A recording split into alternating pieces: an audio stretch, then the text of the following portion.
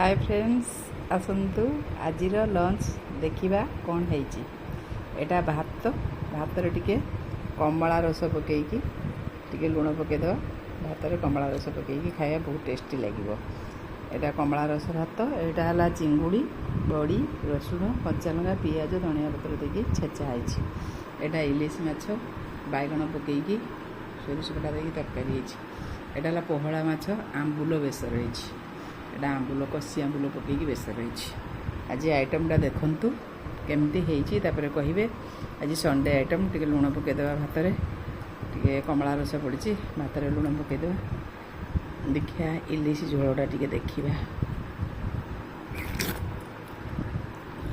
माने खाइले जानवे टेस्टा केमती है। बहुत टेस्टी सब जिनस बहुत बढ़िया है। आसतु संडे रे लंच करिया। आज लंच मोर लाइटा।